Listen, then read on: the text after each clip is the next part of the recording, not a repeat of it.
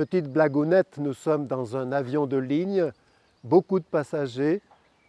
Le commandant vient de faire une annonce effroyable. L'avion va au crash. D'ici quelques minutes, tout sera anéanti. Alors, passé le moment de stupeur, on voit un passager qui se lève et qui crie à la cantonade « Mais n'y a-t-il pas quelqu'un ici pour poser un acte religieux ?» Et alors on a vu un catholique se lever, enlever sa casquette et faire la quête.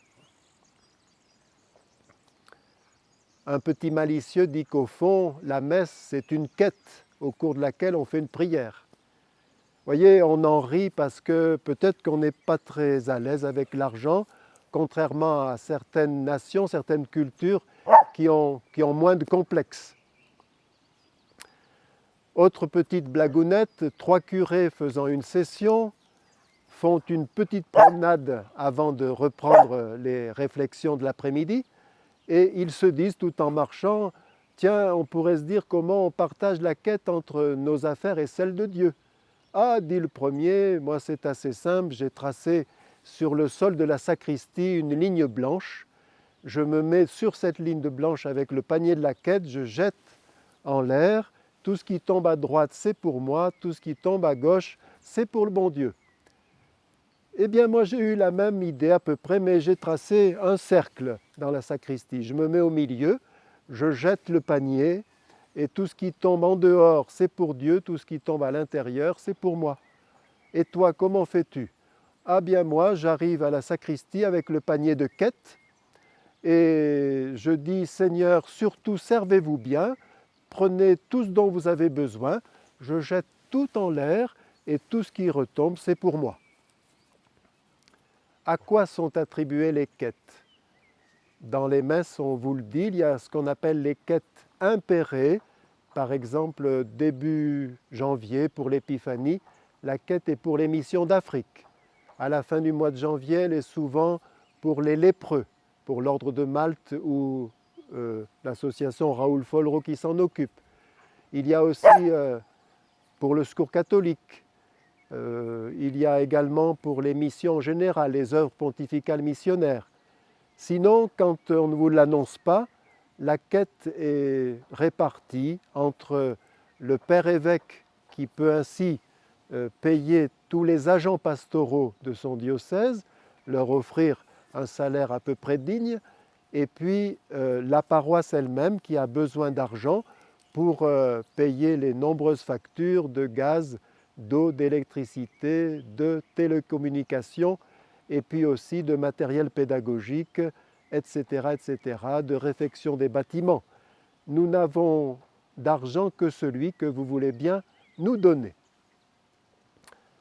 Un jour, un petit Théotime, qui avait à ce moment-là 6 ans, avait trouvé 2 petites piécettes rouges de 1 centime d'euro et il les montrait fièrement, tout heureux.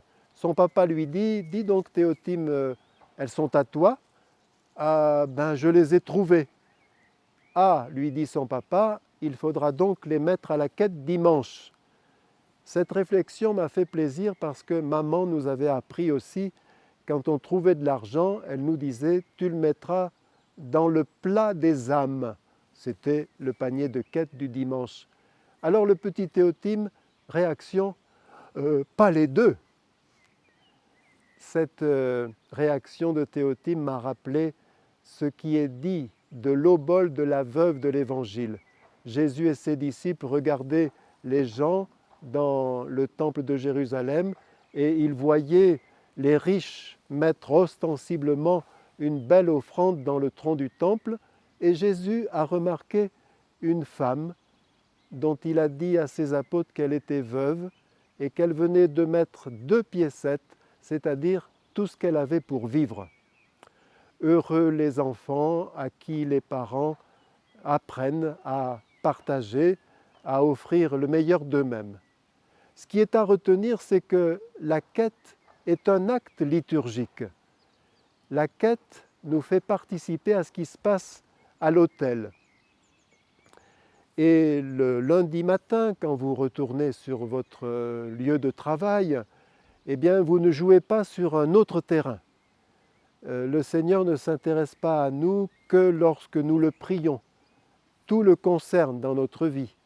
Et comme dit le Concile Vatican II, la messe est la source et le sommet de notre vie chrétienne.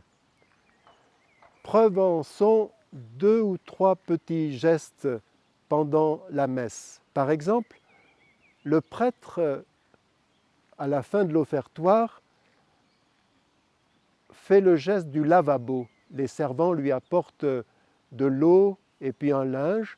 Il se lave les mains en disant une prière tout à fait spirituelle. Mais ce geste est très ancien. Il remonte au temps où il y avait très peu d'argent qui circulait et les fidèles offraient qui du miel, qui de la confiture, qui des légumes de son jardin, qui des fruits. Le prêtre recueillait tout cela pour ses besoins personnels et aussi pour pouvoir faire vivre la communauté, et il éprouvait le besoin de se laver les mains avant de poursuivre l'Eucharistie.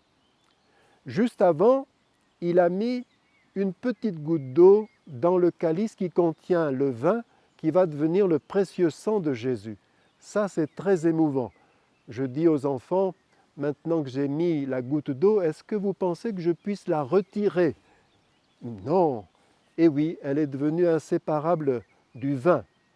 C'est impressionnant de penser qu'un peu d'eau va participer à devenir le sang précieux, le sang glorieux, le sang douloureux de Jésus.